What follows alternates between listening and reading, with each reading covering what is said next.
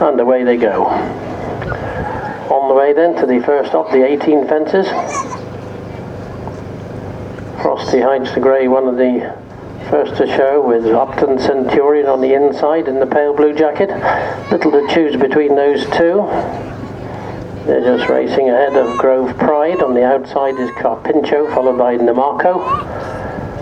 Striped jacket, change of colour is Easy on the Eye. On the inside of that one, the red and black, is Ballyburke. The back of the field at the moment is Vanguard as they race up past the judge. A couple of circuits ahead of them and race on now towards fence number 3. Upton Centurion, Frosty Heights, Carpincho, and Grove Pride. And Grove Pride had a good long look at that one, lost a couple of lengths.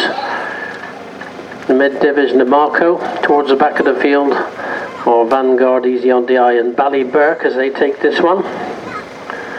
All over that one safely. Easy on the Eye has dropped back to bring up the rear at the moment as they make their way up to the top bend, prepared to swing right-handed and onto the cross fence, fence number 5, which is an open ditch. As they make that turn, Upton Centurion, who's won over this course in the past, leads from Grove Pride, Frosty Heights, Carpincho, Namarco, Ballyburke, Vanguard, and finally Easy on the Eye as they take that one. All over safely. About 8 lengths between first and last as they make their way into the back straight for the first time. Race alongside the River team. And as they do so, it's the pale blue jacket of Richard Patrick on Upton Centurion who leads, closely followed on the outside by Grove Pride and Jamie Jevons. Little to choose between them. On the outside of those is Carpincho and Charlie Rollison. Those 3 disputed ahead of the grey Frosty Heights in 4th place. 5 is Namarco. Then at the back of the field we've got Ballyburke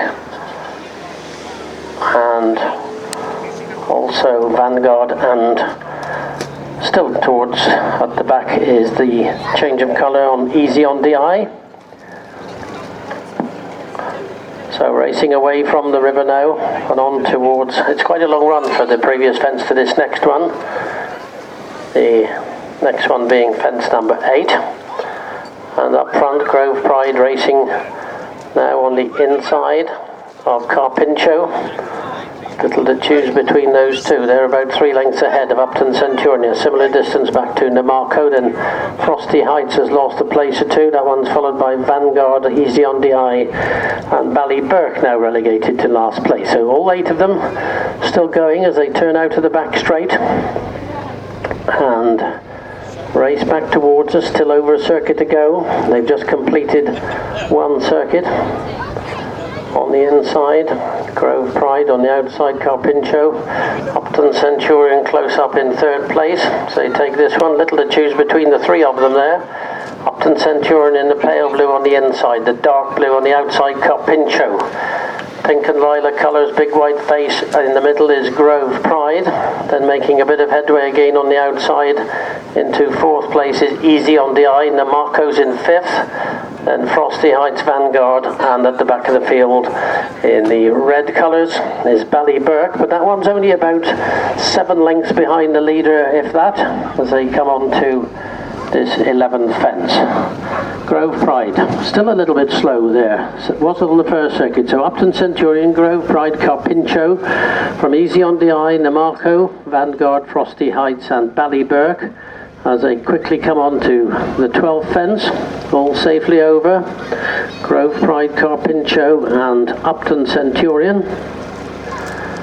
Upton Centurion with the advantage of the inner, with Richard Patrick, as they swing right-handed now to face their 2nd and final open ditch, fence number 13. Upton Centurion racing on the inside of Grove Pride, Easy on the Eye, Carpincho, and Namarco. Those 5 have gone on now from Vanguard. After Vanguard is the Gardens winner Frosty Heights, who's fighting a losing battle, and Ballyburke still at the back of the field with work to do. So into the back straight for the final time, on towards fence number 14. Grove Pride, an ex-inmate of Henry Daly, leads by about half a length, but Easy on the Eye's gone up on the outside to virtually disputed. Upton Centurion ridden along in third place now from DeMarco. Vanguard is slowly getting into this under Lorna Brook. That one's gone into fifth place, relegating Carpincho to sixth.